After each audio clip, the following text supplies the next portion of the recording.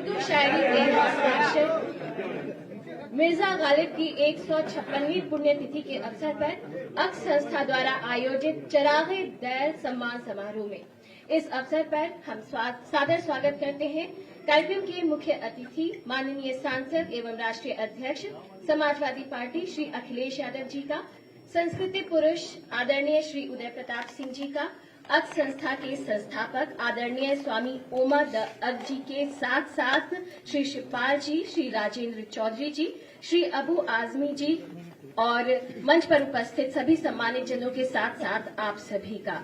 हम कार्यक्रम की शुरुआत करेंगे। जैसे कि हमारी परंपरा रही है, हम किसी भी कार्य का शुभारंभ ईश्वर का नाम लेकर करते हैं, तो हम हमारे सभी सम्मानित अतिथियों से अनुरोध करते हैं कि दीप प्रज्वलन कर ईश्वर का आह्वान करें ताकि ये कार्यक्रम सफलतापूर्वक पूर्ण हो सके। और बस आप सभी का आशीर्वाद और शुभकामनाएं हम सभी तक पहुंचे, क्योंकि दीप प्रज्वलन ही वो माध्यम है जिससे हम ईश्वर से जुड़ पाते हैं। शुभम करोति कल्याणम आरोग्यम धन संपदा शत्रु बुद्धि विनाशाय दीप ज्योति नमोस्तुते। जिस तरह से दीप जगत का अंधियारा दूर करता है, उसी तरह से अज्ञान का अंधकार हम सभी के जीवन से दूर हो, यही सारी शुभकामनाएं इस अवसर पर।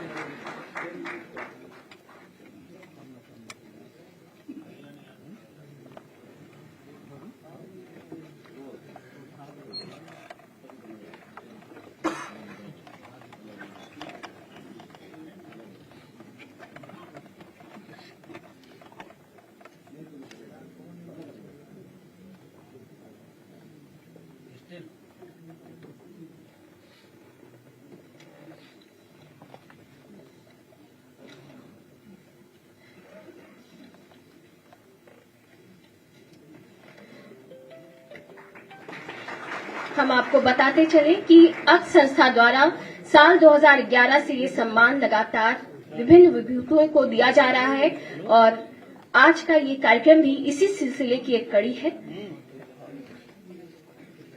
जैसे जैसे हम कार्यक्रम में आगे बढ़ेंगे, आप तक चीजें पहुंचाई जाएंगी। खास तौर से बनारस के लोगों में संस्कृति में जो प्रेम है, उसको समर्पित ये सम्मान समारोह देश का प्रतिष्ठित साहित्यिक सम्मान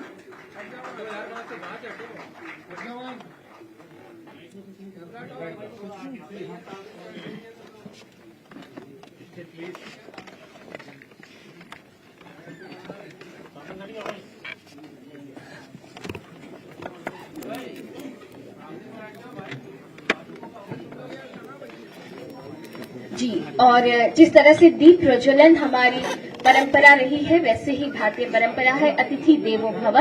तो हम अभी सारे सम्मानित अतिथियों का स्वागत अपने हृदय से करते हैं। इसके लिए हम अनुरोध करते हैं अमित श्रीवास्तव जी से कि वो मंच पर आए और रुद्राक्ष की माला से हमारे सम्मानित अतिथियों का स्वागत करें। अखिलेश यादव जी का, उदय प्रताप सिंह जी का। आपके बाद हम माल्यार्पण के लिए आकिब भारत जी को मंच पर आमंत्रित करना चाहेंगे। आकिब भारत जी को हम मंच पर आमंत्रित करना चाहेंगे माल्यार्पण के लिए। और उसके बाद पुष्प गुच्छ के लिए शिवा सिंह जी से हम अनुरोध करते हैं कि शिवा सिंह जी मंच पर आ जाएं और पुष्प गुच्छ देकर हमारे अतिथियों का स्वागत करें मुस्कुराते हुए फूलों से। और साथ ही साहित्य हमारे जीवन को, विचारों को समृद्ध करता है, तो इसके लिए हम डॉक्टर अर्चना दीक्षित जी से अनुरोध करते हैं कि पुस्तक देकर सम्मानित अतिथियों का स्वागत करें। डॉक्टर अर्चना दीक्षित जी। और आपके बाद हम साकिब भारत जी को मंच पर आमंत्रित करना चाहेंगे। साकिब भारत जी को अंग वस्त्र भेंट करने के लिए, भेंट स्वरूप अंग वस्त्र देने के लिए हम साकिब भारत जी को मंच पर आमंत्रित करना चाहेंगे। और इसके बाद ताकि ये दिन, ये पल यादगार रहे, स्मृति चिन्ह के लिए हम नजमी सुल्तान जी जो संस्था के सचिव हैं, उनका स्वागत करते हैं मंच पर, उन्हें आमंत्रित करते हैं। अक्स संस्था के सचिव नजमी सुल्तान जी का। साथ ही हम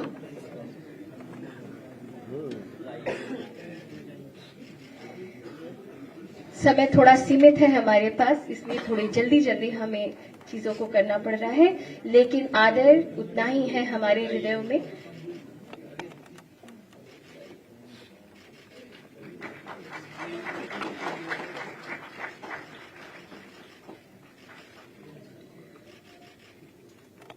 और हम साथ ही अनुरोध करते हैं स्वामी ओमादक जी से कि वो मुकुट पहनाकर माननीय अखिलेश यादव जी का सम्मान करें, स्वागत करें मुकुट के साथ।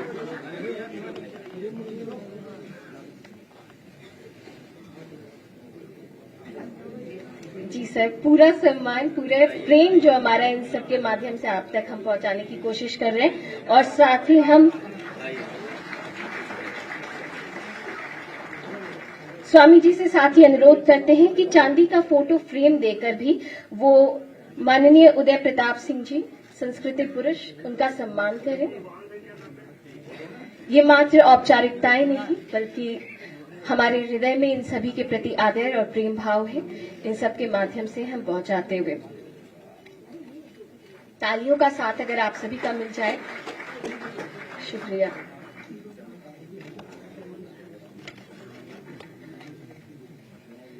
जी, इस खास मौके पर एक टीजर लॉन्च होना है, बिंब एक प्रतिबिंब अनेक। इस शीर्षक की डॉक्यूमेंट्री जो उदय प्रताप सिंह जी के जीवन पर आधारित है और इसे ईशा फिल्म्स ने बनाई है, इसका टीजर हम आज लॉन्च कर रहे हैं इस मंच के माध्यम से। इस डॉक्यूमेंट्री फिल्म की निर्माता श्रीमती शिवा सिंह जी हैं, जो हिंदी भाषा में शॉर्ट फिल्म्स का निर्माण करती हैं।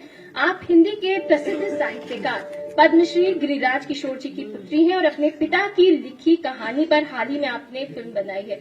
तो हम इस टीजर का लॉन्च इस मंच के माध्यम से आप सभी के बीच कर रहे हैं।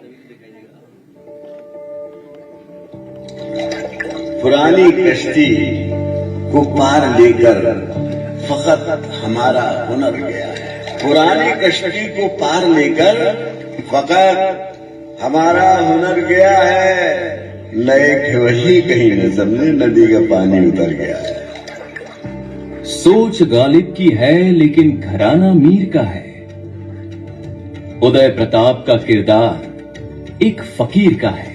उदय प्रताप सिंह की पहचान को एक जन कवि, एक साहित्यकार, एक समाज सेवक, एक विचारक और एक शिक्षक जैसे कई उपनाम दिए जाते रहे हैं। आदरणीय उदय प्रताप सिंह जी कवि, साहित्यकार और राजनेता के साथ साथ नेताजी के गुरु रहे हैं। सामाजिक सद्भाव और समाजवाद पर उनके विचार हम सबको प्रेरणा देते हैं। वे हम सबके मार्गदर्शक हैं। अपनी बेबाक कविताओं के लिए सुप्रसिद्ध हैं। सांप्रदायिक सद्भाव पर उनका यह शेर श्रोता बार बार सुनना पसंद करते हैं। न तेरा है न मेरा है, ये हिंदुस्तान सबका है। नहीं समझी गई ये बात तो नुकसान सबका है।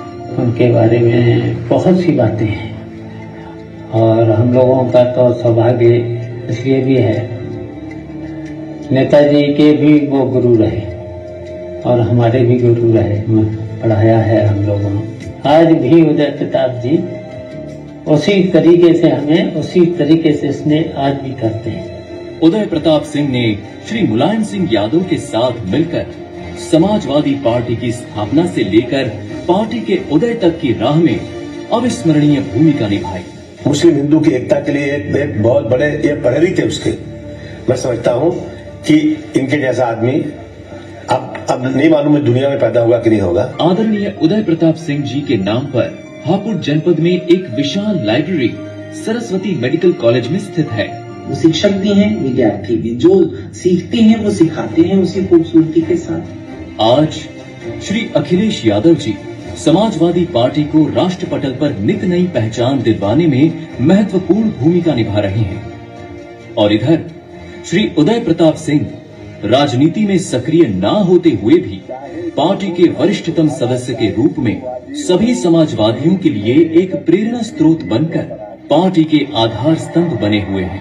तो हमको देश के लिए जीना है। इसके अतिरिक्त एक रचनाकार के रूप में इनके विचार और कृतित्व भारतीय जनमानस में समाजवादी चेतना का संचार तो युगों युगों तक करते ही रहेंगे।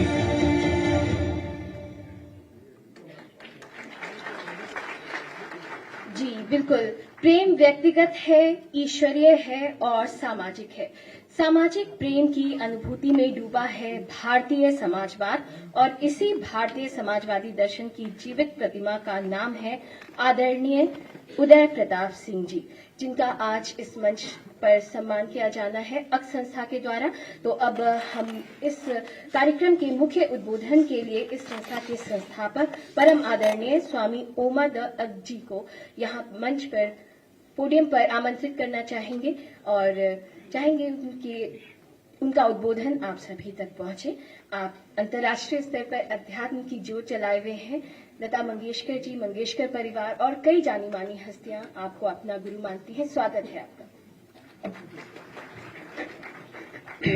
प्रणाम आप सभी को। इस मंच पर उपस्थित मेरे ही नहीं, आपके ही नहीं, बल्कि इस देश में और इस देश के बाहर जहां भी हिंदी, उर्दू और अंग्रेजी की भाषाएं समझी जाती हैं, उन सब के लिए परम आदरणीय श्री उदय प्रताप सिंह जी को, मंच पर उपस्थित शिवपाल जी जो कि एक लंबे समय से आप लोगों के साथ हैं, समाजवाद का परचम उठाए हुए चल रहे हैं, उन्हें भी मैं प्रणाम करता हूं।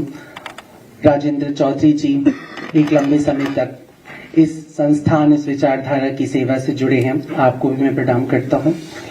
और मैं प्रणाम करता हूं मंच पर उपस्थित आज के हमारे मुख्य अतिथि और आप सबके नेता और इस देश के भविष्य और बेहद जिसे हम कह सकते हैं क्रांति से भरे हुए, लेकिन उसके साथ साथ एक बौद्धिकता और एक समझ और एक शालीनता जो धीरे धीरे राजनीति से अब पूरी तरह से खत्म हो रही है, उसका भी प्रतिनिधित्व कर रहे हैं कि भारतीय राजनीति में बहुत कम लोग हैं जिन्हें हम स्कॉलर कह सकते हैं, जेंटलमैन कह सकते हैं, स्टेट्समैन कह सकते हैं, ऐसे माननीय श्री अखिलेश यादव जी का।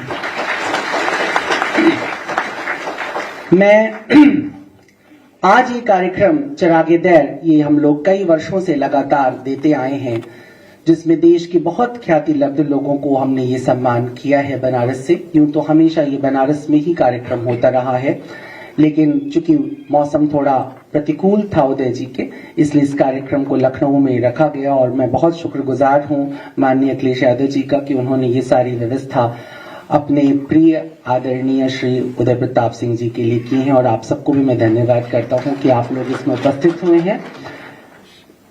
मिर्जा गालिब एक बहुत बड़े शायर हुए, आप सभी जानते हैं। पूछते हैं वो कि गालिब कौन है, कोई बतलाए कि हम बतलाएं क्या। गालिब पूरी दुनिया में छाया हुआ एक नाम है और गालिब अपने आप में बहुत ही अजीब सा कैरेक्टर है कि जहां पर किसी भी शेक्सपियर को या शैले को या फिर मीर तकी मीर को या हिंदू या संस्कृति या हिंदी के संस्कृत की भाषा या हिंदी की भाषा या अरबिक में या पर्शियन में जितने भी बड़े शायर हुए हैं, कवि हुए हैं, इनको हजारों शेर और दोहे लिखने पड़े हैं अपनी एस्टैब्लिशमेंट के लिए। उसके उलट गालिब मात्र कुछ 1,500 शेरों से इस दुनिया में 200 सालों से ज्यादा वक्त बिता चुके हैं और इस दुनिया में शायरी का सिरमौर बने हुए हैं। ऐसे मिर्जा गालिब जब एक बार बनारस पहुंचते हैं तो बनारस की मोहब्बत में मुब्तला हो जाते हैं और इस कदर डूब जाते हैं कि वहां पर वो बनारस की तारीफ में एक पूरा मसनवी एक लिखते हैं 108 शेरों की, और उस मसनवी का नाम रखते हैं चिरागे दैर। चिरागे दैर का मतलब होता है मंदिर का दिया। और इस पूरी मसनवी में बहुत कुछ है जो बनारस के बारे में कहा है मिर्जा गालिब ने, पढ़ने जैसा कहा है। लेकिन एक बात जो कमाल की कही है उन्होंने ये कहा है कि ये तमाम कायनात मोहब्बत का मंदिर है और बनारस उस मंदिर का जलता हुआ चिराग है। इसलिए हमने बनारस से ये सोचा, आज आपको पता है अपने मिर्जा गालिब की आज पुण्यतिथि है, और हमने ये सोचा कि ये एक अवार्ड चिरागे दैर के नाम से हम उन साहित्यकारों और उन कलाकारों को हर वर्ष दें जिन्होंने अपने कृतित्व से पूरी दुनिया में प्रेम का प्रचार प्रसार किया है। उदय प्रताप जी उसी श्रेणी में आते हैं जिस श्रेणी में लता मंगेशकर भी आ रही हैं, मोहम्मद रफी भी आ रहे हैं और शायद मिर्जा गालिब भी आ रहे हैं, उसी श्रेणी में आते हैं। ये बहुत, और एक बात और मैं कहूंगा इसके बाद जो आपको समझनी होगी कि उन सबसे ज्यादा मुश्किल रास्तों से भी चल करके आ रहे हैं, क्योंकि उन सभी महान, मैं महानता का कोई महानता की तुलना नहीं कर रहा हूं, लेकिन उन सब ने केवल अपने अपने क्षेत्रों में काम किया और ऐसे क्षेत्र में रह करके साहित्य और कला की सेवा की जो वस्तुतः साहित्य और कला के लिए ही बना था। गालिब को बहादुर शाह जफर जैसा एक बादशाह मिला जो खुद शायर था और उस दौर में लुटती हुई और ढहते हुए हिंदुस्तान के अंदर केवल शायरी ही एक सहारा थी जो कोई उम्मीद की किरण दिखाती थी। ऐसे में किसी का गालिब हो जाना, मीर हो जाना, मोमिन हो जाना, दाब हो जाना सरल था। लेकिन उदय प्रताप सिंह जिस दौर में आए उस दौर में बहुत झंझावात थे, बौद्धिक, वैचारिक, सामाजिक, हर तरह के। और सबसे बड़ी बात कि वो किसी दरबार के कवि नहीं बने, कोई राज कवि नहीं बने, वो जनता के कवि बने। जनता का कवि बनकर के जनता के बीच में जाना और अपनी आवाज को शासन तक पहुंचाना, सत्ता तक पहुंचाना एक बहुत दुरूह काम है। राजनीति में रहना और साहित्य को बचा के रख ले जाना ये बहुत ही मुश्किल होता है। मगर उदय प्रताप जी का कमाल ये है कि वो कवि भी पूरे हैं, राजनीति में भी पूरे हैं, एक मनुष्य के तौर भी पूरे हैं। उन्होंने कहीं भी अपने जीवन में अधूरापन नहीं छोड़ा है। ये कमाल की बात है। मैं उदय जी की 2 लाइनें जरूर अभी पहले पढ़ना चाहूंगा, आप समझें कि उदय प्रताप सिंह किस व्यक्तित्व का नाम है और वो किस तरह से समय और अपने आसपास के परिवेश से जुड़े रहते हैं। कौन बुरा है, कौन भला है, तुम तय करने वाले कौन? कौन बुरा है, कौन भला है, तुम तय करने वाले कौन? देश को किसने अधिक छला है, तुम तय करने वाले कौन? हम क्या खाएं, हम क्या पहने, किसको पूजें, किस विधि से? ये अपने मन का मसला है, तुम तय करने वाले कौन? ये इस तरह की आवाज में दहाड़ करके उदय प्रताप सिंह लगातार विगत मुझे लगता है 80 वर्षों से, 80 के आसपास, क्योंकि 14 साल से आपने शायरी शुरू कर दी थी, तो 80 वर्षों से आप इस देश को जगा रहे हैं, इस दुनिया को जगाने की कोशिश कर रहे हैं। आपका प्रभाव नेताजी मुलायम सिंह यादव पर भी पड़ा और उन्होंने इस देश में जिस तरह से समाजवाद की व्याख्या की और जिस तरह से समाजवाद की स्थापना करने की कोशिश की, हमेशा कोशिश मैं इसलिए कह रहा हूं क्योंकि अभी ये देश पूरी तरह से समाजवादी विचारधारा से जुड़ा नहीं है, इसलिए मैं इसका इस्तेमाल कोशिश के तौर पे कर रहा हूं। लेकिन जिस तरह की पुरजोर कोशिश की वो सराहनीय है और उसके पीछे कहीं ना कहीं उदय जी का पूरा योगदान रहा है। वो आपस में बहुत अच्छे मित्र भी रहे हैं और गुरु शिष्य का रिश्ता भी रहा है। शेष तो वह अपनी बातों में बताते ही रहे हैं उनके बारे में। उदय जी के ऊपर एक गहरा प्रभाव है। उदय जी आपको पता है एक बड़े परिवार से आते हैं, अंग्रेजी में शिक्षा लेते हैं, उर्दू भी पढ़ते हैं, तुलसीदास के ऊपर भी रिसर्च करते हैं और गालिब के ऊपर भी रिसर्च करते हैं। बहुत कम हिंदुस्तान में ऐसे साहित्यकार होंगे जो एक ही समय में तुलसी को भी रिसर्च कर रहे हैं, उनको भी जानते हो और गालिब को भी जानते हो, और उतनी ही त्वरा के साथ वो वर्ड्सवर्थ को भी जानते हैं और शेक्सपियर को भी जानते हैं। तो इतने सारे साहित्य को वो समझते हैं, उसके ऊपर बोल सकते हैं, उसके ऊपर लिख सकते हैं। बोला है और लिखा है, दोनों काम किया है। ऐसे अद्भुत व्यक्तित्व हैं वो। शुरुआत में साम्यवाद से आप प्रभावित हुए, लेकिन बाद में इन्हें साम्यवाद जचा नहीं, कुछ कुछ वैसे ही जैसे कि लोहिया जी। लोहिया जी को भी शुरुआत में साम्यवाद का प्रभाव पड़ा, कांग्रेस का प्रभाव पड़ा, गांधी का प्रभाव पड़ा, और बाद में उन्होंने समझा कि जो यूरोपीय समाजवाद है, जो वेस्टर्न सोशलिज्म है, वो भारत में ठीक से अप्लाई नहीं होता है। भारत का समाजवाद कुछ और होगा। तो मैं इस बात जरूर कहना चाहूंगा कि जिस समाजवादी पार्टी से आप जुड़े हैं, ये विशुद्ध भारतीय समाजवाद की बात करता है। ये उस समाजवाद की बात नहीं करता है जिसका पश्चिमी देशों में नाम लिया जाता रहा है और जिसके लिए कई तरह के उसके विरुद्ध बातें होती हैं भारत के अंदर, और सही मायनों में भारत के कैरेक्टर को पूरी तरह से मैच नहीं करता है। लेकिन लोहिया जी का जो साम्यवाद है और समाजवाद है, उस समाजवाद में करुणा प्राथमिकता में है, जो हमारी वैदिक संस्कृति से निकल करके आती है। अगर आप ऋग्वेद में झांकते हैं तो वहां पर भी सबको साथ लेकर के चलने की और सबको समान हिस्सेदारी की बात कही गई है। अगर आप बुद्ध के पास आते हैं तो वह भी यही कहते हैं कि सभी साथ में रहें, साथ में मिले और सब साथ में चल करके एक दूसरे की करुणा के साथ सेवा करते हुए इस विश्व में जीवित रहें। अगर आप महावीर के पास जाते हैं तो आपको यही संवाद सुनाई देता है। अगर आप नानक के पास जाते हैं तो वो भी यही कहते हैं कि सभी एक साथ रहें और एक साथ ही जिएं। ये जो साथ रहने की भाव है, ये पूरे भारत की पूरी प्राच्य परंपरा में बहती है। ऐसा नहीं है कि सिर्फ आज कही जा रही है, लेकिन हाँ, इसमें कुछ नई बातें हैं जिसे आजाद भारत के अंदर कहा गया, जो लोहिया जी के द्वारा कहा गया, उदय प्रताप जी के द्वारा कहा गया, मुलायम सिंह जी के द्वारा कहा गया, और आज यही बात अखिलेश यादव जी द्वारा भी दोहराया जा रहा है कि ये बराबरी की बात है। यहाँ सबको बराबरी का अधिकार होना चाहिए, सबके बराबरी के कर्तव्य होने चाहिए, सुख में और दुख में एक दूसरे का सहयोग करना, ये समाजवाद की मूलभूत भावना होती है। और इस भावना को उदय प्रताप सिंह ने अपने जीवन में बहुत ही अच्छी तरह से जिया है। उदय जी के व्यक्तित्व की मैं बात इसलिए कर रहा हूं कि मैं बहुत वर्षों से उदय जी को जानता हूं। सरकार में जब आपकी सरकार बनी हुई थी उस समय भी मैं इनको देखता था और आज भी देखता हूं। उदय जी ने अपने विरोधियों को जब भी जवाब दिया, साहित्यिक लहजे में जवाब दिया, करारा जवाब दिया, इतना जोरदार जवाब दिया है कि उसका जवाब ढूंढना मुश्किल हो गया है। लेकिन मजाल क्या कि उदय जी कभी भी अपने अदब से जरा सा भी नीचे उतर जाएं, वो बेअदब नहीं हुए। उदय जी की दूसरी विशिष्टता ये भी आप सबको जाननी चाहिए और अपने अंदर उतारनी चाहिए कि उदय जी ने हमेशा विषय का चिंतन किया है, व्यक्ति का नहीं। ओछी राजनीति व्यक्तियों पर बात करती है, व्यक्ति का समर्थन करती है, व्यक्ति का विरोध करती है। जो सामान्य दर्जे की राजनीति होती है वो व्यवस्था के साथ होती है, या तो व्यवस्था के समर्थन में होती है या व्यवस्था के विरोध में होती है।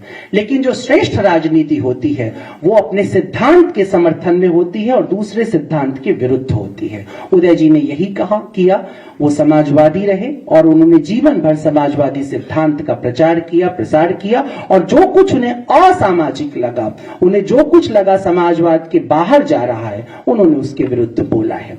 तो ऐसा व्यक्तित्व जो कि एक नेता के तौर पर इतना सैद्धांतिक और इतना परिपक्व रहा है, उसी व्यक्तित्व की खासियत ये भी है कि वो इस तरह की गजलें भी कह लेता है कि मुझको नाहक न सता जिंदगी, मेरी गलती हो कुछ तो बता जिंदगी, दिल ने जैसा कहा वैसा मैंने किया, इसमें मेरी कहां है खता जिंदगी, छू के मरघट की सीमा निकलता न हो, ऐसा देखा न सुना रास्ता जिंदगी। इस तरह के शेर कहने वाले उदय प्रताप सिंह, चांदनी जैसी कविता कहने वाले उदय प्रताप सिंह अपने आप में एक अद्भुत व्यक्तित्व है। आप सब, चूंकि आज समय की कुछ मर्यादाएं हैं और समय की सीमा है, अन्यथा बहुत सारी बातें उदय प्रताप जी के ऊपर पीएचडी करने जैसा पूरा है।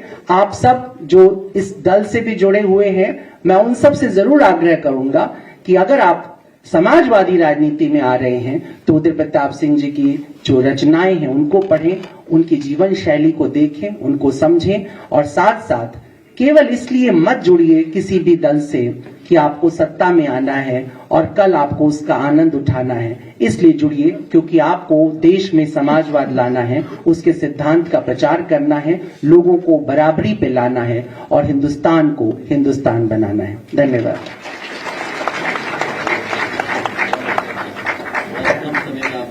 बहुत बहुत आभार स्वामी जी।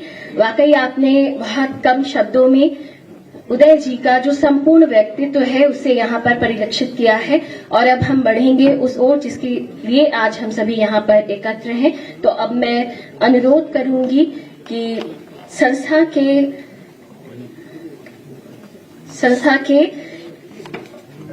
सदस्य श्री साकिब भारत और हितेश अग्जी मंच पर आ जाए उदय प्रताप सिंह जी के सम्मान हेतु, जो हम माननीय सांसद अखिलेश जी से अनुरोध करेंगे कि वो अपने कर कमलों द्वारा संस्कृति पुरुष श्री उदय प्रताप सिंह जी का सम्मान करें। साहित्य और राजनीति दोनों ही क्षेत्रों में आपने प्रेम प्रसार के लिए लगभग 1 शताब्दी से तक का समय आपने दिया है और इस वर्ष आदरणीय उदय जी को बनारस की मोहब्बत में डूबे मिर्जा गालिब की याद में दिए जाने वाले सम्मान चरागे दर अर्पित करता है।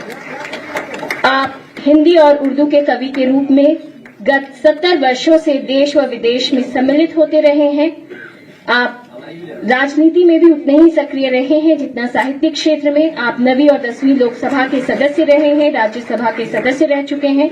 आपको स्वयं माननीय नेताजी स्वर्गीय मुलायम सिंह यादव जी ने अपना गुरु माना था। आप सदस्य रह चुके हैं राष्ट्रीय पिछड़ा वर्ग आयोग के। आपको उत्तर प्रदेश के यश भारती सम्मान के साथ साथ ब्रज गरिमा सम्मान, डॉक्टर शिव मंगल सिंह सुमन सम्मान, साहित्य शिरोमणि उत्तर प्रदेश गुरु चंद्रिका प्रसाद सम्मान प्राप्त हो चुका है। और साथ ही आज इस मंच से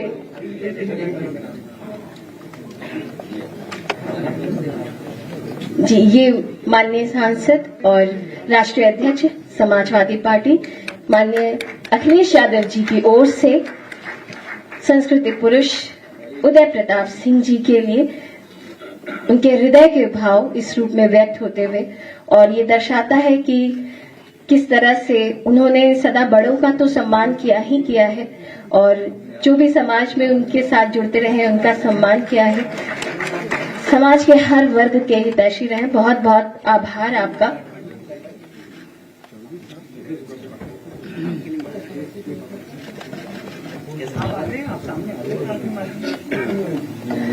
आप सभी की तालियां आ जाए तो उसके माध्यम से आप सभी का प्रेम और स्नेह भी माननीय उदय प्रताप सिंह जी तक पहुंचेगा। अक संस्था का ये प्रयास कि जो भी विश्व भर में समाज में प्रेम का संदेश फैला रहे हैं, इसका प्रचार प्रसार कर रहे हैं, उन्हें इस सम्मान से सम्मानित किया जाए। संस्था के सभी सदस्य यहाँ पर मौजूद हैं और जी अभी तक हमने माननीय सांसद जी को मंच पर वहां से बैठे बैठे सुना है, लेकिन अब हम उनसे उनके शब्द जो है वो इस पटल से सुनना चाहेंगे। तो अब हम अनुरोध करते हैं राष्ट्रीय अध्यक्ष समाजवादी पार्टी एवं माननीय सांसद जी माइक जी इस अवसर पर उदय प्रताप सिंह जी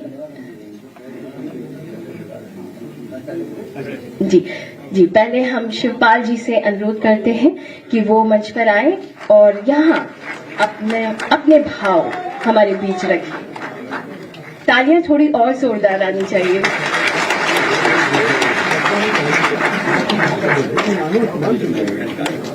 समाजवादी पार्टी के राष्ट्रीय अध्यक्ष जी,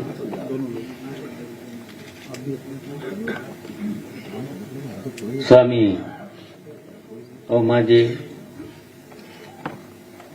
और जिनका आज यहाँ सम्मान हो रहा है, हमारे गुरु तो रहे ही हैं और गुरु के साथ साथ अभिभावक भी रहे हैं।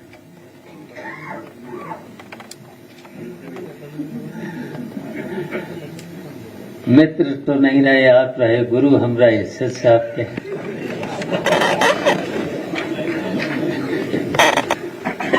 तो बहुत आपके साथ रहे, बहुत लंबे पल भी रहे और जहाँ तक नेताजी भी उसी कॉलेज में पढ़े भी थे, आपने पढ़ाया भी था, फिर उनके भी गुरु रहे आप और फिर हमारे भी गुरु रहे और गुरु के साथ साथ आपने जब पढ़ाया, आपने जो शिक्षा दी और उसी शिक्षा की वजह से आज हम जिस स्थिति में हैं, आपने जो अनुशासन सिखाया था, पढ़ाने के साथ साथ आपने कॉलेज में बहुत कुछ, जिस जैन कॉलेज करहल में खेलकूद में भी आप बहुत हम लोगों को सिखाने का काम करते थे। और कविताएं तो अक्सर हम लोग सुनते ही थे। जब भी हमारे साथियों का मन करता था तो क्लास में एक दो कविता तो हो ही जाती थी, और कविता के साथ साथ शेर भी बहुत अच्छा सुनाते थे।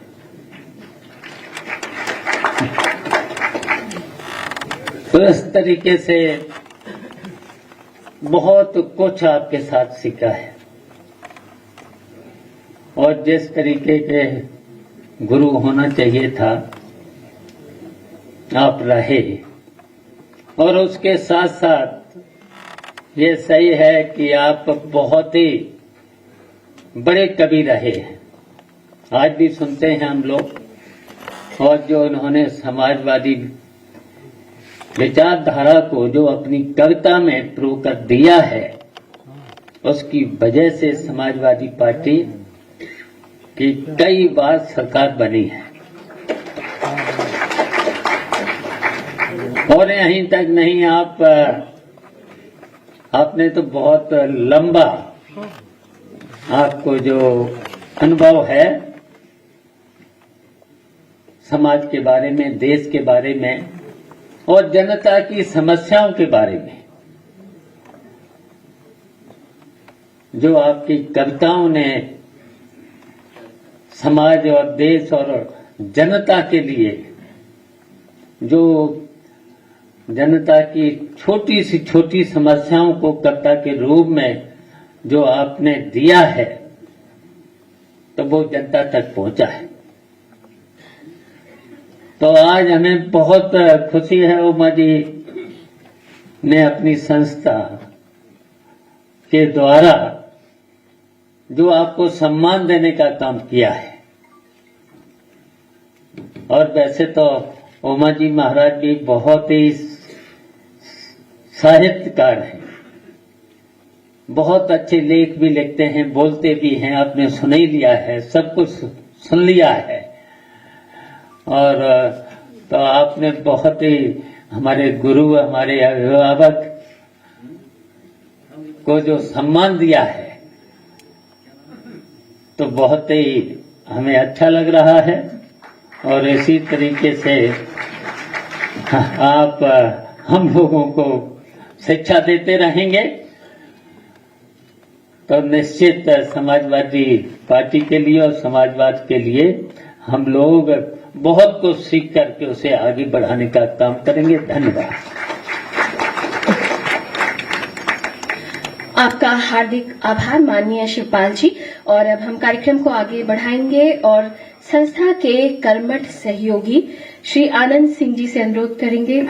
जी जैसे मुझे निर्देश मिलेंगे मैं वो करूंगी जी। तो मैं अब अनुरोध करूंगी संस्कृत के पुरुष माननीय उदय प्रताप सिंह जी से।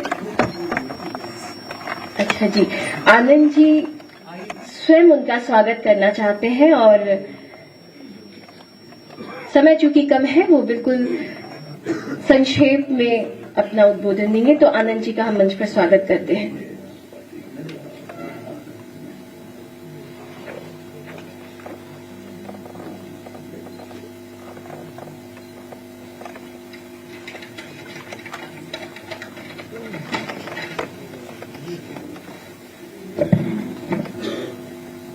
स्वामी ओमा जी द्वारा आयोजित इस मुख्य अतिथि श्री अखिलेश यादव जी, श्री उदय प्रताप जी, श्री शिवपाल जी, सम्मानित मंच एवं कार्यक्रम में उपस्थित सम्मानित साथियों, आदरणीय उदय प्रताप जी के विराट व्यक्तित्व के बारे में कुछ कहने का साथ मुझ में नहीं है। हाँ, उनके भीतर जो एक प्रेम का समुद्र लहराता है, उस प्रेम का मैं और मेरा परिवार निरंतर पात्र बना है। इसके लिए मैं गुरु जी का कृतज्ञ रहूंगा। न मेरा है न तेरा है, हिंदुस्तान सबका है, जैसे वाक्य का उद्घोष करने वाले हिंदू, उर्दू, अंग्रेजी साहित्य के विद्वान और शिक्षक एवं सामाजिक चिंतक, राजनेता, इन सब विधाओं में एक साथ और एक जैसी भूमिका निभाने वाले परम आदरणीय उदय प्रताप जी को अक द्वारा काशी से दिए जाने वाला साहित्य का प्रतिष्ठित सम्मान चिरागे दौर आज आदरणीय गुरु जी को स्वामी ओमा जी के द्वारा और हमारे देश की राजनीति के सबसे चमकदार सूर माननीय राष्ट्रीय अध्यक्ष जी और हम सबके साथी की उपस्थिति में दिया जा रहा है। मैं इस क्षण को अपने जीवन की एक अतुल्य उपलब्धि मानता हूं। मैं सम्मान के साथ आदरणीय उदय प्रताप जी को आमंत्रित करता हूं, चरागी दौर सम्मान को ग्रहण करते हुए हमको सम्मानित करें। धन्यवाद।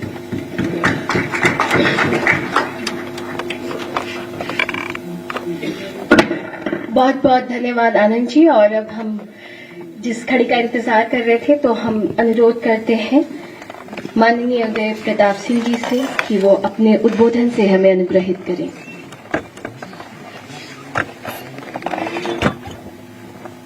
आदरणीय अध्यक्ष जी, आदरणीय शिवपाल सिंह जी, आदरणीय स्वामी उमा जी, राजेंद्र चौधरी साहब और पीछे शिवराज सिंह और बच्चे बैठे हैं, और हम उपस्थित हमारे सभी भाइयों और बहनों और पत्रकार बंधुओं, ये मेरे जिंदगी का, मैं अब 93 साल का हो गया हूं, तो मेरी जिंदगी का मुझे बहुत सम्मान मिले हैं। मुझे सूरीनाम से आचार्य की डिग्री जब मिली थी, वो भी मेरे लिए एक बड़ा सम्मान का क्षण था।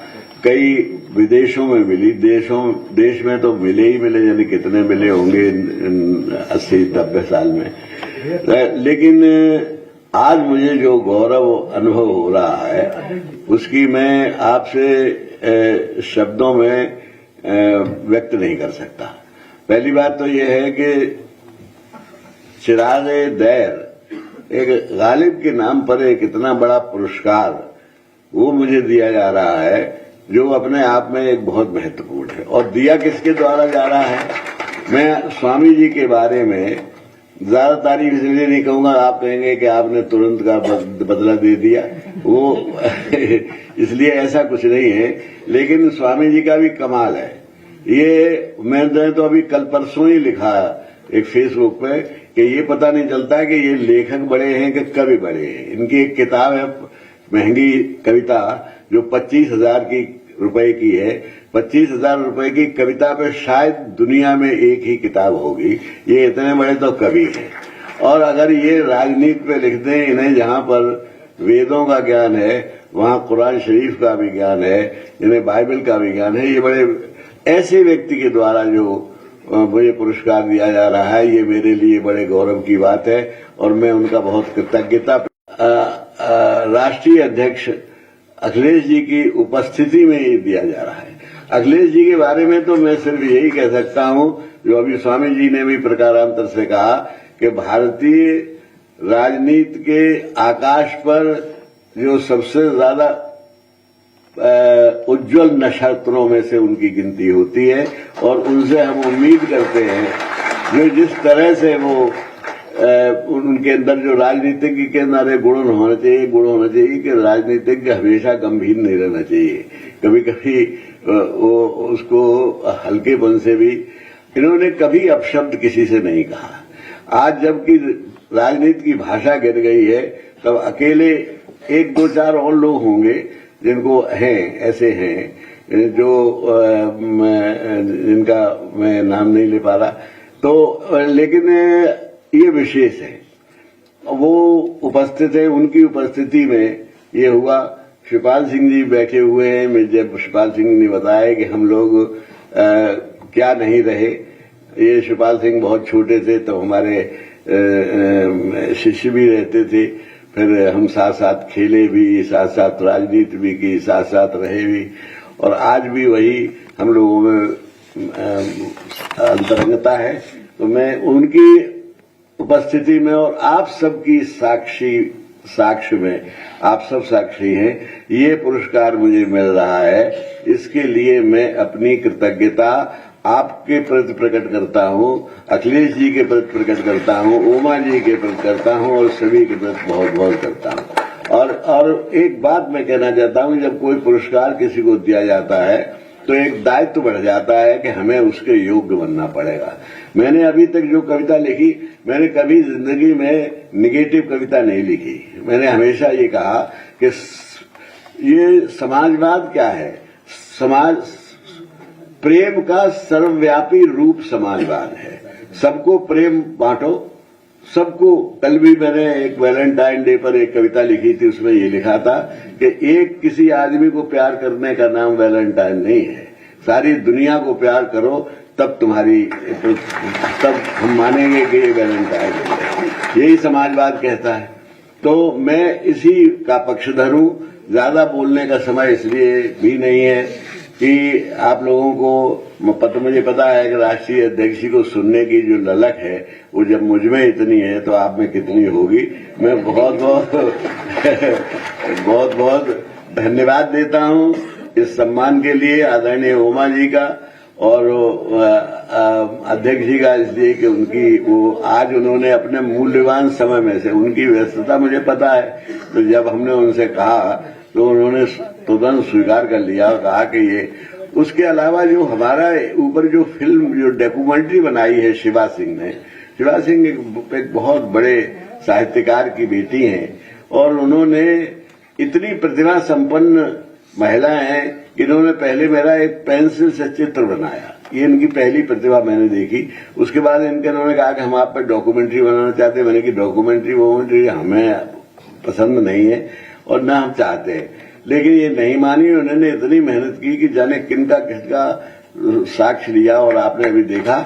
मैं उनके भी प्रति अपनी कृतज्ञता प्रकट करना चाहता हूं कि उन्होंने इतनी मेहनत से की और मैं वैसे भी मैं उनको अपनी बेटियों में ही गिनता रहा हूं।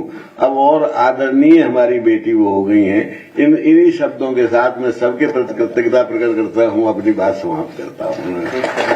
आपका बहुत बहुत आभार। अब अध्यक्ष जी कह रहे हैं कोई कविता, तो मैं सिर्फ अपनी 2 लाइनें सुनाना चाहता हूं कि जहां जाते हैं हम कोई कहानी छोड़ आते हैं, जहां जाते हैं हम कोई कहानी छोड़ आते हैं, जरा सा प्यार कुछ आंखों में पानी छोड़ आते हैं। बहुत सुंदर। और आपका ये छोटा सा उद्बोधन हम सभी को गौरवान्वित कर रहा है। संस्था आपको सम्मानित करके खुद को सम्मानित महसूस कर रही है और अब जिस चीज का इंतजार हम सभी बहुत देर से कर रहे हैं, जैसा कि माननीय उदय प्रताप सिंह जी ने भी कहा कि अब हम अनुरोध करते हैं माननीय सांसद जी, राष्ट्रीय अध्यक्ष समाजवादी पार्टी श्री अखिलेश यादव जी से कि वो अपना उद्बोधन हमारे बीच रखें।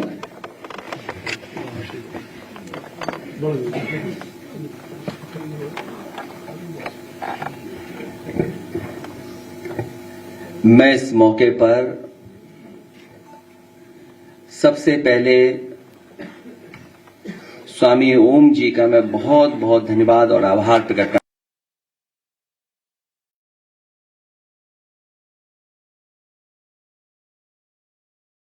हूं। प्रताप सिंह जी उनको सम्मान देने का काम किया है।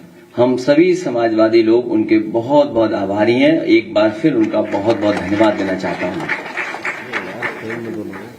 आदरणीय उदय प्रताप सिंह जी को और उनके परिचय को, उनके बारे में जानकारी हम सबको है। यहां जितने हमारे पत्रकार साथी हैं, समाजवादी साथी हैं, उन्होंने जहां पार्टी के कई कार्यक्रमों में सुनने का भी मौका मिला होगा और बहुत सारे महत्वपूर्ण जो कवि सम्मेलन हुए हैं उनमें भी सुनने का मौका मिला होगा। इधर जो समय बदला है और जो यूट्यूब सोशल मीडिया आया है उसके माध्यम से भी बहुत सारे साथियों को आदरणीय उदय प्रताप सिंह जी की बहुत पुरानी कविता, बहुत पुराने कवि सम्मेलन भी सुनने को मिले होंगे। आदरणीय उदय प्रताप सिंह जी न केवल हमारे आपके बीच के हैं बल्कि पूरे देश के, और अगर हम देखें अंतर्राष्ट्रीय स्तर पर अगर कोई आज के समय पर सबसे बड़ा कवि दिखाई देता है तो आदरणीय उदय प्रताप सिंह जी दिखाई देते हैं। जहां आदरणीय उदय प्रताप सिंह जी नेताजी के गुरु रहे, नेताजी को सिखाया, नेताजी को आगे बढ़ाया, नेताजी के ही राजनीतिक क्षेत्र में, और जहां से नेताजी और आदरणीय उदय प्रताप सिंह जी निकले, दोनों लोग राजनीति के और समाज की ऊंचाइयों तक पहुंचे। ऐसे कम लोग होंगे जो इस तरह का संबंध, इस तरह का व्यवहार रखते रहे होंगे। सोचिए कि नेताजी जहां नेताजी के गुरु थे, वहीं नेताजी आदरणीय उदय प्रताप सिंह जी के नेता भी बने। और मुझे वो याद है, मुझे उम्मीद है उसके बाद वो आप वो कविता जरूर सुनाएंगे। एक कविता आपने मंच से सुनाई थी नेताजी के बारे में और अपने संबंधों को लेकर के, एक पेड़ को लेकर के, आज उसी की छाया की कुछ, वो आप बाद में सुना देगा। आदरणीय उदय प्रताप सिंह जी न केवल कवि हैं, देखिए अभी जब हम लोग बातचीत कर ही रहे थे, उनकी प्रतिभा है कि किस चीज को कितनी खूबसूरती से कही जाए। कवि का हुनर, कवि का टैलेंट यही है, कोई साधारण बात को भी कितना एक्स्ट्रा ऑर्डिनरी बना दें और अपनी कविता से न जाने कितनों लोगों को मोटिवेट करते हैं। जहां हम समाजवादी लोग समय समय पे उनकी कविता से इंस्पायर होते हैं। जो कविता उन्होंने कभी पढ़ी होगी और उस कविता का महत्व तो आज भी है उतना ही जितना उस समय रहा होगा।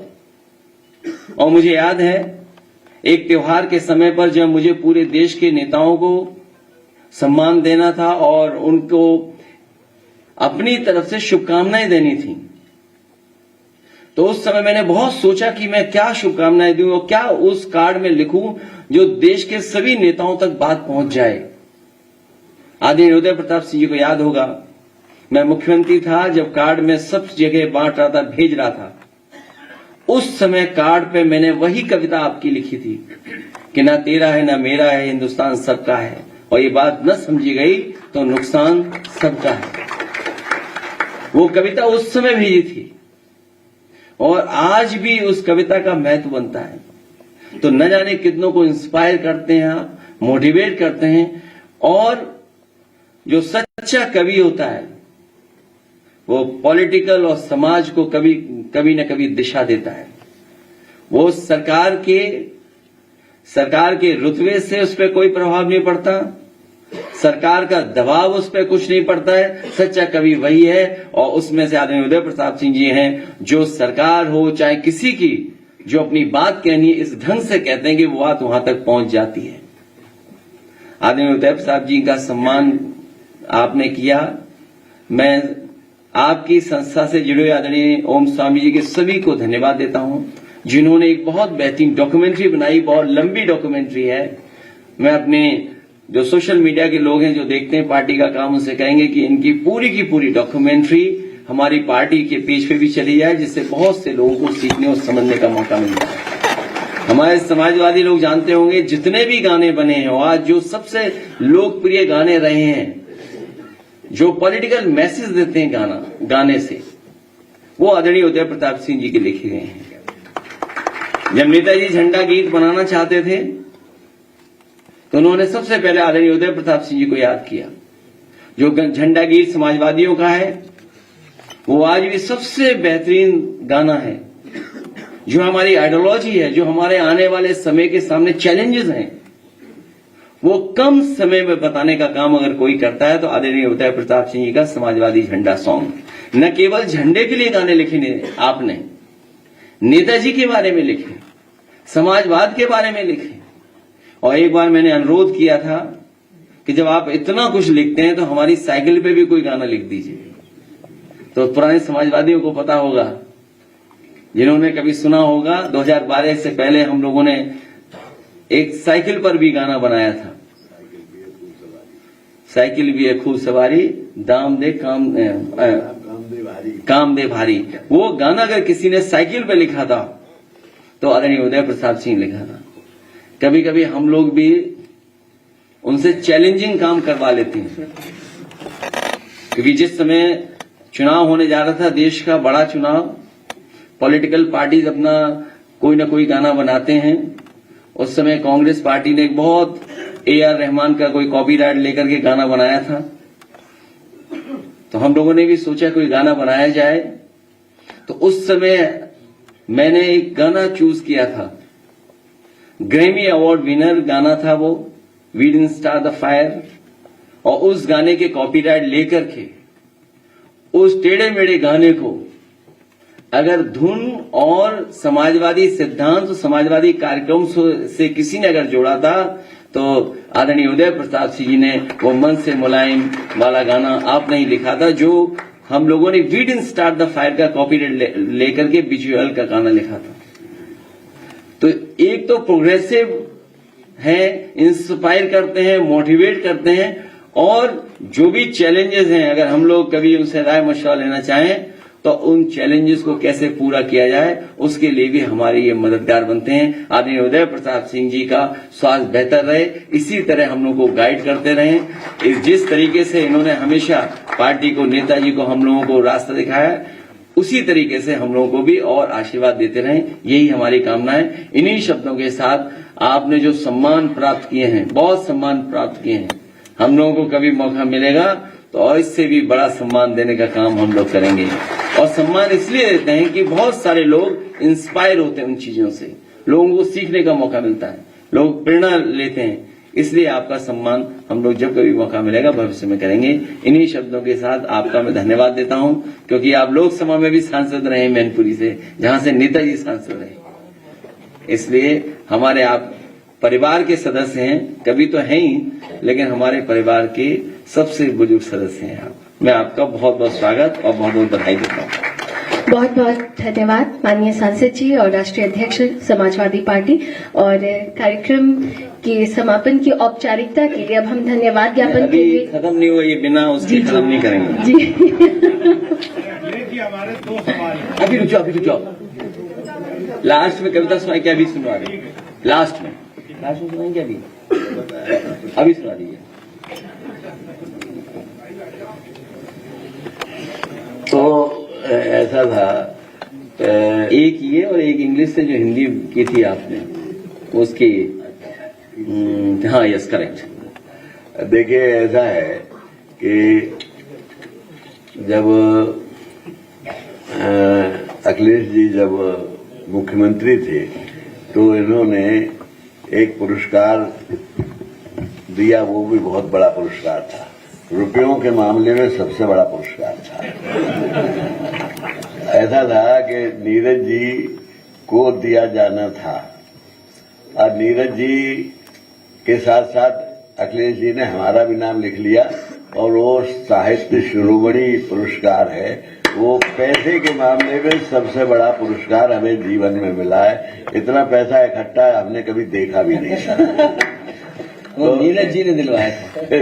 हाँ, नहीं, वो खैर आपने दिया और उन्होंने दिलवाया, वो मैं कह रहा हूँ कि ये तो मिले, लेकिन आज के पुरस्कार की दूसरी चीज है।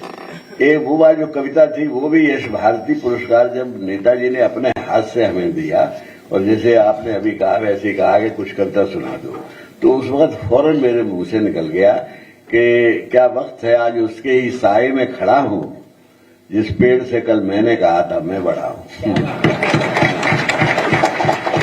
तो वो मैं उनका टीचर रहा तो मैं बड़ा था उस समय, फिर वो हमारे नेता हुए तब वो बड़े हो गए। तो इस तरह से ये बदलता रहता है और ये जमाना। और एक बात और ये है कि झंडा गीत में नेताजी ने मुझे बताया कि ये बातें पिरो देना चाहिए। तो जो बातें उनने फिरोदी जो बताई वो मैंने सब उसका वर्सिफिकेशन कर दिया, और वो ऐसी हिट हुआ झंडा गीत, और आज भी चल रहा है।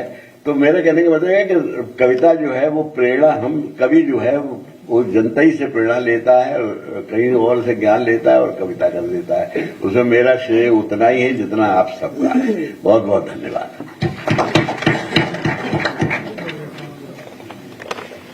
अखिलेश जी हमारे 2 सवाल बहुत छोटे छोटे हैं। अभी उत्तर प्रदेश की मुख्यमंत्री ने जो है अपना एक जीएसटी स्टेट का जो बजट पेश किया उसमें उन्होंने कहा कि हमें 2037 करोड़ का नुकसान हुआ, और उत्तर प्रदेश दूसरे स्थान से 6ठे स्थान पे आ गया। और उन्होंने जो है कहा कि इन्वेस्टर इन्वेस्ट नहीं कर रहा है, हम क्या करें इसके लिए। एक सवाल। दूसरा ये कि आपके नेताजी और मुलायम सिंह जी जो है इससे पहले साहित्यकारों को सम्मान देते रहे हैं, समान सम्मान देते रहे हैं, आपने भी सिलसिला ये रखा है और इस सिलसिले में साहित्यकारों को पुरस्कार भी दिए, तमाम चीजें की। और इस संबंध में भी काफी आप आगे रहे हैं, चाहे पॉलिटिक्स में रहे हो, चाहे साहित्यकारों को सम्मान देने की बात रही हो, इस पर आप मेरे पत्रकार साथी, हाँ, बहुत जल्दी बजट आने वाला है और बहुत सारी बातें उसमें साफ हो जाएंगी। ये बात हम लोग लगातार कहते रहे हैं कि जो भारतीय जनता पार्टी ने इन्वेस्टमेंट मीट की थी, इन्वेस्टमेंट मीट के बाद जो एमओयू साइन हुए, एमओयू साइन के बाद कोई भी इंडस्ट्रियल पॉलिसी ऐसी नहीं बनाई उन्होंने जिससे कि यहां पर इन्वेस्टमेंट होता। और उसका परिणाम यह है कि अगर आप वेबसाइट पे भी जाना चाहोगे सरकार की, तो आपको कोई भी इंफॉर्मेशन उसकी नहीं मिलेगी। जब आपने कोई इंडस्ट्रियल पॉलिसी नहीं बनाई, बजट में कोई चीजें शामिल नहीं की, तो इसका मतलब आप खुद स्वीकार कर रहे हैं कि इन्वेस्टमेंट आपका नहीं आया। और ये भारतीय जनता पार्टी के लोग तो वो लोग हैं जो लगातार आंकड़ों में भी झूठ बोलते हैं। कुंभ में जो हमारी जानकारी है, अभी तक 60 करोड़ लोग स्नान कर चुके होंगे, लेकिन सरकार बता नहीं रही है। सरकार जानबूझ करके आंकड़े इसलिए कम बता रही है कि कल को एडमिनिस्ट्रेटिव या मैनेजमेंट की कोई स्टडी करना चाहेगा तो जो इनका फेलियर रहा है, जो इनका मिसमैनेजमेंट रहा है, उसकी जानकारी हो जाएगी। ये कुंभ का मिसमैनेजमेंट की स्टडी ना हो, इसीलिए जानबूझ करके गिनती कम बता रहे हैं। हमारा सरकार से अपील है कि बहुत सारे बुजुर्ग 65 साल से ऊपर, 70 साल से ऊपर, वो लोग स्नान नहीं कर पाए। वो स्नान करना चाहते हैं, पुण्य और इस तरह के धार्मिक कार्यक्रमों में शामिल होना चाहते हैं। तो मेरी सरकार से यही अपील है कि एक समय पर 75 दिन का होता था ये कुंभ। सम्राट हर्षवर्धन के समय पर जो कुंभ का आयोजन होता था बहुत लंबा होता था। उस समय जहां दूर दूर से लोग, हर धर्म के लोग आकर के उस कुंभ में शामिल होते थे, स्नान करते थे और दान कर करके भी जाते थे।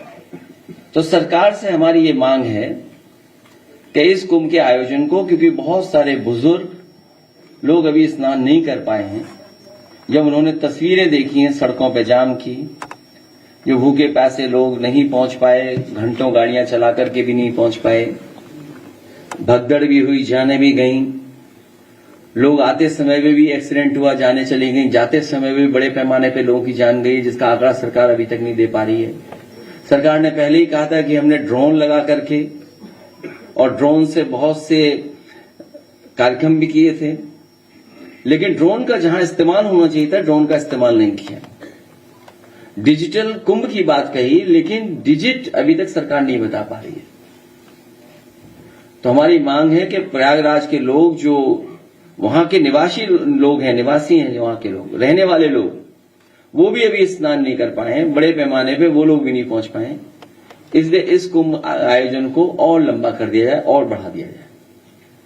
जी एक सवाल है, जो अभी हुआ है, बहुत ही अच्छा प्रोग्राम है प्रमोशन के लिए, लेकिन दोस्तों मिर्जा गालिब पर शेर लिखा है, तो वो बुरा था में कभी। अब इसमें क्योंकि हम लोग बहुत ज्यादा गालिब को नहीं पढ़ते हैं, गालिब को पढ़ने लगेंगे तो किसी और रास्ते पे चले जाएंगे। एक सवाल है अखिलेश जी, मुझे या मेरे साथी जो सवाल पूछ रहे हैं, नहीं ठीक है, कोई बात नहीं, अपना ठीक कर देना। देखिए, कल रात से ही मुझे जानकारी मिली कि आपके सोशल मीडिया जो नहीं चला रहा है आजकल, उससे काम छीन लिया था उसी समय जब मैं खुद गया था। उसके बाद उसे नई जिम्मेदारी दी गई थी। नई जिम्मेदारी ये दी गई कि वो राष्ट्रीय अध्यक्ष बनाए गए व्यापार सभा के, मनीष जगन अग्रवाल, और पार्टी की तरफ से जो नाकामी है सरकार की और जो व्यापारियों के सामने संकट और परेशानी है, उसको उजागर करें। तो अगर उनका पेज आप देखोगे तो वो व्यापारियों को लेकर के ही अपनी बात रख रहे हैं कि कहां व्यापारियों के साथ ये सरकार भेदभाव कर रही है, कहां व्यापारियों को ये बुला रहे हैं इन्वेस्टमेंट के लिए और उनका कोई सम्मान नहीं हो रहा है। जीएसटी को लेकर के व्यापारी चिंतित है। जब तक वो जीएसटी को समझ पाता है व्यापारी, तब तक सरकार उस जीएसटी को लेने का तरीका बदल देती है और जीएसटी की वजह से और सरकार की मुनाफाखोरी की वजह से और सरकार के जो इलेक्टोरल बॉन्ड की वजह से हमें और आपको महंगाई का सामना करना पड़ रहा है। अगर आप तीनों चीजों का हिसाब किताब लगाएंगे, जीएसटी जिस तरीके से लागू हो रही है, दूसरा जो उनकी मुनाफाखोरी पॉलिसी है, तीसरा इलेक्टोरल बॉन्ड, इन तीनों चीजों का अगर आप हिसाब किताब लगाओगे तो आप पाएंगे इसी की वजह से महंगाई बढ़ रही है। इन सवालों को लगातार राष्ट्रीय अध्यक्ष व्यापार सभा के उठा रहे थे, लेकिन पता नहीं सरकार को क्या परेशानी है हमारे समाजवादी मीडिया सेल से। और ये पहली बार नहीं हुआ है, पिछली बार भी हुआ था जब हम लोगों को जाना पड़ा था पुलिस भवन में। ये बीजेपी के लोग पूरी पुलिस को बीजेपी का बना दिया है। मैं तो पुलिस से कहूंगा कि तुम वर्दी छोड़ो, वर्दी छोड़ो। समाजवादियों की जो कभी कभी टोपी के बारे में बुला भरा कहते थे, बीजेपी के लोग भी टोपी पहनने लगे हैं। तो वो टोपी लगा करके आप थाने में बैठिए। कमिश्नर वाली प्रणाली का सबसे बड़ा फेलियर आपने अगर कहीं देखा है तो प्रयागराज में देखा है। क्या ये देश और दुनिया में जो बदनामी हुई उत्तर प्रदेश की, क्या भूल सकता है कोई? दुनिया का रिकॉर्ड बनाया है 300 किलोमीटर का जाम। उत्तर प्रदेश और मध्य प्रदेश के मुख्यमंत्री लगे थे जाम खुलवाने के लिए। लोग दर्शन करने गए, श्रद्धालु जो पहुंचे मंदिरों में जान चली गई, धक्का मुक्की, कितनी परेशानी हुई है महिलाओं को, बच्चों को जो गए साथ। कहीं वॉशरूम नहीं थे, कहीं पीने की जगह नहीं थी, कहीं खाने पीने का इंतजाम नहीं था। ये वो लोग हैं जो कह रहे हैं कि हम विकसित भारत का सपना देख रहे हैं। इस आयोजन ने इनके विकसित भारत की और जो इंफ्रास्ट्रक्चर तैयार कर रहे थे उसकी पोल खोल दी है। और जो पोल खोलने से डर रहे हैं वही मीडिया सेल पे अटैक कर रहे हैं। और जिस समय पुलिस भवन में हम लोग गए थे, एक बहुत सीनियर वरिष्ठ अधिकारी से, क्योंकि वरिष्ठ अधिकारी लगातार सरकार से संपर्क में था, समझौता यह किया था कि भारतीय जनता पार्टी के लोग, भारतीय जनता पार्टी की troll team, Bharatiya Janata party के जो मीडिया सेल देखते हैं, जो फाइनेंशियली उनको सपोर्ट पहुंचाते हैं, लाखों रुपया उनको मिलता है प्रति महीना, वो गलत भाषा या किसी की छवि नहीं बिगाड़ेंगे। वो अपने में सुधार लाएंगे तो समाजवादी पार्टी के लोग भी अपने अंदर सुधार लाएंगे। बीजेपी के लोग अगर गलत शब्द इस्तेमाल करेंगे तो समाजवादी पार्टी के लोग भी उसी तरह का जवाब उनको देंगे। और समझौता यह हुआ था कि बीजेपी का एक भी आदमी सोशल मीडिया पर व्यवहार खराब नहीं करेगा, और अगर हम सूचना देंगे तो उस पर एफआईआर दर्ज होगी। हम लोगों ने जितनी भी एफआईआर लिखाई हैं, एक पर भी इस सरकार ने कोई कार्रवाई नहीं की है। मैं फिर दोहराता हूं कि समाजवादी पार्टी ने जो जो शिकायतें की हैं, एक पे भी कार्रवाई भारतीय जनता पार्टी ने नहीं की है। और भारतीय जनता पार्टी के पेड लोग लगातार समाजवादी पार्टी के लोग नेताओं के बारे में व्यवहार खराब करते हैं, भाषा का गलत इस्तेमाल करते हैं। ये सरकार आवाज दबाना चाहती है। हमारे पत्रकार साथी भी जानते होंगे कि उनको कितनी डांट पड़ती है। एक पत्रकार साथी मुझसे एयरपोर्ट में टकरा गया, बड़े प्रतिष्ठित चैनल है, उसको भी अभी तक डिजिट नहीं पता है, अभी तक डिजिट नहीं पता है। मैंने कह दिया कि सरकार खुद ही डॉक्टर बन जाती है, खुद ही ट्रैफिक के वो बन जाते हैं, सरकार खुद ही जिम्मेदारी ले लेती सब बातों की। सरकार के मुखिया सुना है, उसको बहुत डांट पड़ी। आप मुझसे बेहतर जानते होंगे कि आपकी परेशानी क्या है, क्योंकि सब चैनल कैपिटलिस्ट लोगों के हाथ में चले गए। कोरोना कोविड के टाइम्स के बाद से आपका वेतन नहीं बढ़ा है। ये परेशानी हम लोग जानते हैं आपकी।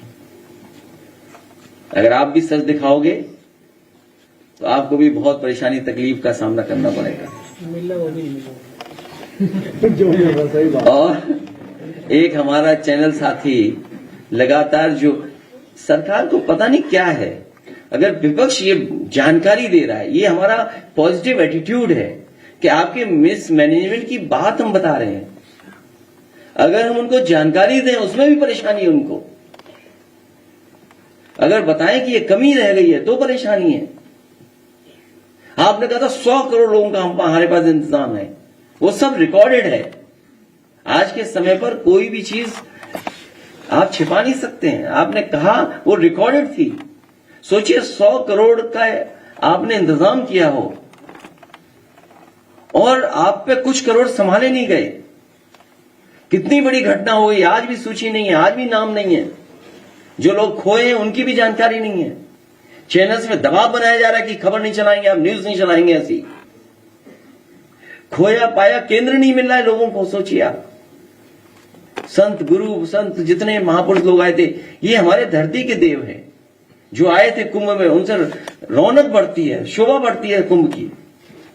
उनके प्रति क्या व्यवहार है अगर सच बोल दिया किसी ने तो। और जितनी गंदगी, जितना कुछ मिसमैनेजमेंट देखा, शायद ऐसा कुंभ में कभी नहीं हुआ। ये भारतीय जनता पार्टी ये प्रयास कर रही है कि कुंभ भी यही लेकर के आए, कुंभ का आयोजन भी यही कर रहे हैं। पहले कभी कुंभ भी नहीं होता था, सोचिए आप। और 144 साल वाली बात, कोई भी जो साइंटिफिक चीजों को समझता होगा, एस्ट्रोनॉमी की जिसके पास जानकारी होगी, कभी स्वीकार नहीं कर सकता है। वो भी फर्जी कहानी थी इनकी। आज के समय पर तो आप झूठ बोल रहे हैं। आप आज के समय पर धोखा दे रहे हैं। आप अपनी इमेज चमकाने के लिए, सोचिए आप, इमेज चमकाने के लिए। दुनिया में वो भी घटना हुई एक साइंटिस्ट के साथ, अगर जान चली गई, किसी धार्मिक संस्था ने जान ले ली, सजा सुना दी। जब उस धार्मिक स्थान को यह पता लगा कि ये साइंटिस्ट सही था, 400 साल बाद माफी मांगी थी। क्या ये सरकार माफी मांगेगी इस बात को लेकर के? क्योंकि हर कुंभ 144 साल बाद होता है। जो नक्षत्र, जो प्लैनेट्स की जो पोजीशनिंग है वो हमेशा सेम होती है। और ना जाने कब से हो रहा है कुंभ, क्योंकि इनके पास मशीनरी, अगर आप कोई बात कहोगे तो इनके पास मशीनरी है, वो इस्तेमाल करते हैं मशीनरी का। हम लोग तो केवल सावधान कर रहे हैं। ये लोग रहेंगे तो देश बर्बाद हो जाएगा। केवल यूपी का बजट नहीं, दिल्ली का भी बजट ऐसे ही निकल गया, मायूसी देकर के चला गया। जब उन्हें पता लगा कि मायूसी आ रही है, इससे कोई जनता को लाभ नहीं पहुंचा, तो सोचिए कौन सा बिल लेके आए, वक्फ का बिल लेके आए, जिससे जनता का ध्यान हटा दें। क्या मिला बजट से? यूपी को क्या मिला सोचिए आप। इस सरकार का भी ये सेकंड लास्ट बजट है और 40 लाख करोड़ का हिसाब ही नहीं दे रहे हैं, वो वेबसाइट ही बंद है। 40 लाख करोड़ के जो एमओयू कोई देखना चाहे तो वेबसाइट ही बंद है उसकी, कि इन्वेस्टमेंट क्या क्या आया है। हमारे मुख्यमंत्री जी को अधिकारी बेवकूफ बना रहे हैं, उसके लिए बहुत बहुत बधाई उनको। एक सवाल है कि जिस महाकुंभ की चर्चा हो रही है, आपके दौर में भी महाकुंभ का आयोजन हुआ, आजम खां का कुछ चर्चा हो रहा है, क्या आने के लिए जेल से पार्टी क्या पसंद है? देखिए, आदरणीय आजम खां साहब के साथ और जो कुंभ की बात आपने की है, उस समय जावेद उस्मानी चीफ सेक्रेटरी थे, अहमद हसन साहब हमारे मंत्री थे स्वास्थ्य विभाग के, आदरणीय आजम खां साहब नगर विकास मंत्री थे और सरकार समाजवादियों की थी। मैं तीनों और उस समय के जितने भी अधिकारी काम करे उन सबको धन्यवाद देता हूं मैं। और जब अधिकारियों को पोस्ट करने की बात आई तो अधिकारियों को मैंने खुद बुलाया था और मैंने कहा कि आप संकोच मत करना साधु संतों का सम्मान करने में। साधु संत जो बात कहें उनका स्वीकार करना, और किसी भी तरह अगर आशीर्वाद भी लेना पड़े तो आप लोग आशीर्वाद लेना, उनको सम्मान देना। और उसका परिणाम ये हुआ कि पूरे कुंभ में कहीं किसी साधु संत की कोई शिकायत नहीं रही। जहां आजम खान साहब ने काम किया, वहीं अहमद हसन साहब, कोई साधु संत ऐसा नहीं बचा जिससे व्यक्तिगत न मिल रहे हों। और मैंने उनसे कहा था कि आप जो साधु संत उसमें कहें उनकी बात तुम खुद स्वीकार कर लेना। और मेलाधिकारी को मैंने कहा कि जो ये कहेंगे वो आपको काम करना पड़ेगा। उसका परिणाम है कि कुंभ में कहीं शिकायत नहीं हुई। और जावेद उस्मानी का जो एक्सपीरियंस था, मैनेजमेंट था, जो टाइम लाइन और टाइम उन्होंने बाउंड की चीजों को, उसका परिणाम हुआ कि सब चीजें समय से हो गई। इनके तो पुल नहीं बने समय से, कभी पुल ये बंद, कभी पुल वो बंद, कभी सब पुल बंद। ये तो मैनेजमेंट था इनका। सोचिए आप तो गए होंगे, नहीं गए मैं कुंभ में? हाँ, आप तो नहीं जा पाए होंगे, उसका कारण दूसरा है। लेकिन सम्राट हर्षवर्धन के समय पर किसी कोई पाबंदी नहीं थी। सम्राट हर्षवर्धन के समय पे जो कुंभ होता था उसमें सबको बुलाया जाता था, सब जाते थे, धर्म के लोग जाते थे, दूसरे धर्मों के लोग जाते थे, इसीलिए वो कुंभ था। और दान करके जाते थे, वो आखिरी में सब कुछ दान करके चले जाते थे, अपने कपड़े भी दान कर जाते थे और साधारण कपड़ा पहन करके वो जाते थे कन्नौज वापस। बताओ इन्होंने क्या दान दिया? इतनी बार डुबकी मारी। कोई दान किया हो तो बता दो, किसी सुनने में आया तो बता दो। मैं भारत सरकार से कई बार कह चुका हूं, स्नान और दान दो महत्वपूर्ण है। पुण्य और वो अलग चीजें हैं, वो भी हैं, उससे जुड़ी हुई बहुत सी और परंपराएं जुड़ी हैं कुंभ से। लेकिन मैं भारत सरकार से कहूंगा कि जो अकबर का किला है वो उत्तर प्रदेश सरकार को दान दे दें, क्योंकि बड़े पैमाने पे जगह है वहां पर। वट वृक्ष वहीं पर है जो नेताजी ने कभी खुलवाया था। जहां सरस्वती को देखना है वो कुआं भी वहीं पर है। तो अगर कभी इमरजेंसी में इस तरह की व्यवस्था की जरूरत पड़ेगी, क्योंकि आप रिवर बेड पर कोई भी कंस्ट्रक्शन नहीं कर सकते। जो ब्यूटी है कुंभ की वो यही है कि कन्वर्जेंस ऑफ रिवर, जो कन्वर्जेंस ऑफ रिवर है वो ब्यूटी है उस कुंभ की। कभी धाराएं 3 धारा में मिलता है, 2 धारा में, अलग धारा से, क्योंकि जो कन्वर्जेंस है वो हमेशा अलग हुआ है कुंभ में। अब सरकार को कन्वर्जेंस का ही नहीं पता होगा, पता होगा चाहिए। अब आप सोच लीजिए, फिर उनसे कुंभ करवा रहे हो आप। इसलिए सरकार को दान देना चाहिए अकबर का किला। और इस समय भी अगर फौज का सहयोग लिया जाता तो व्यवस्था इतनी गड़बड़ नहीं होती। पूरी फौज वहां पर है, पूरा एरिया है वहां पर अकबर किले का। अगर इमरजेंसी में गरीबों को वहां बैठा देते, रुका देते रात भर, तो बहुत सारी मस्जिदों में बहुत सारे मुसलमान भाइयों को मैं धन्यवाद देता हूं कि उन्होंने अपने घर में रुकाया, खाना खिलाया और उनका पूरा इंतजाम किया। आप प्रयागराज में पता कर लीजिए। एक चीज कुंभ में हमने भी सीखी इस बार, वो आपको भी सीखना चाहिए, कपड़े पहन करके स्नान करना। मैं आपका बहुत बहुत धन्यवाद देता हूं। एक आखिरी सवाल। अब नहीं, अब खत्म होगी बात। अच्छा ठीक।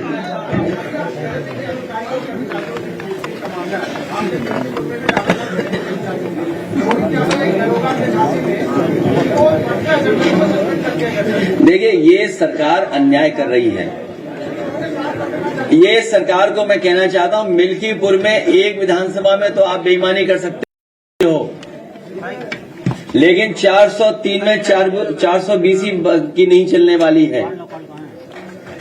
403 विधानसभाओं में इनकी 420 नहीं चलेगी। ये जनता उत्तर प्रदेश की देख रही है। मैं आप सबका धन्यवाद देना चाहता हूं, बहुत बधाई आप सब लोगों को। अरे व्यवस्था खराब मत करिए, पत्रकार साथियों को जाने दो, आप लोग यहीं बैठिए। और हमारे साथी का जन्मदिन है, बहुत बहुत बधाई। 100 रुपए हम देते हैं जन्मदिन के। लाइए।